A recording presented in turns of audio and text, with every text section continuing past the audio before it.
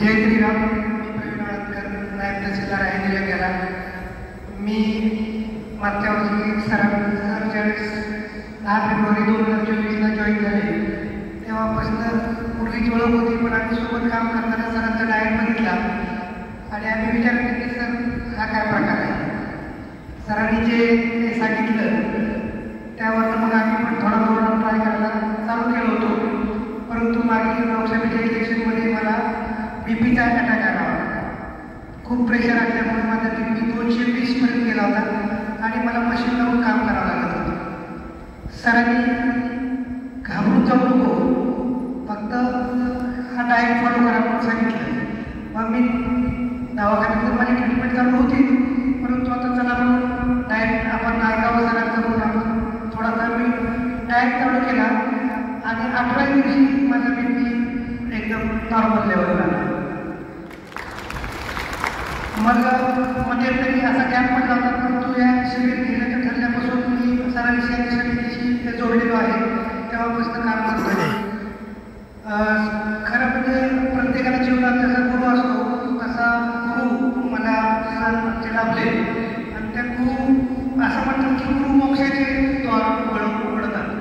गुरुची जर कृपा असेल तर मोक्षाचे देखील द्वार उघडले जातात. त्याप्रमाणे या गुरुमुळं माझ्या जीवनात गोपालशास्त्री परमेश्वराचं आगमन झालं असं मी समजतो. आणि त्यांच्या या डाएटमुळं आणि या आपल्या सत्संगामुळं जे काही माझ्यात बदल झाले मी आता जे सांगतो. माझी शुगर 107 होती पहिल्या दिवशी आणि 100 आहे. माझा म्हणजे मी स्वतःसुद्धा म्हणजे कल्पना करू शकत नाही की माझ्यात एवढा बदल होऊ शकतो. म्हणजे माझ्या तर झालं की माझ्या रिपोर्ट चुकीचं आहे म्हणून मी त्याला डबल एकत्र पाठवलं आहे. मला इतके मॅजिक फिगर माझे ब्लड इतके ड्रॅमॅटिक चेंज आलेला आहे. माझं कोलेस्ट्रॉल कधी पण 200च्या खाली कधी येत नव्हतं, 100च्या खाली माझं कोलेस्ट्रॉल आलं. म्हणजे HDL असतं माझं आयुष्य कधी 36च्या वर गेलं नव्हतं, आज 52 झालेलं आहे. म्हणजे HDL 52 म्हणजे हे मी तर म्हणतो चमत्कारच आहे. म्हणजे माझ्या पण दृष्टीनं चमत्कार आहे. ज्याला याच्यातलं नॉलेज आहे त्यांनी सांगू शकते, परंतु मी मात्र म्हणजे चमत्कारच समजतो की 36चं HDL 8 दिवसामध्ये 52पर्यंत जातं आणि 200चं HDL 59पर्यंत किंवा 60पर्यंत येतं. म्हणजे मी या सायन्समध्ये चमत्कार समजतो. आणि अशी कृपा गोपाळशास्त्री डॉक्टर साहेबांच्या मार्गदर्शनामुळं सहज साध्य झाली.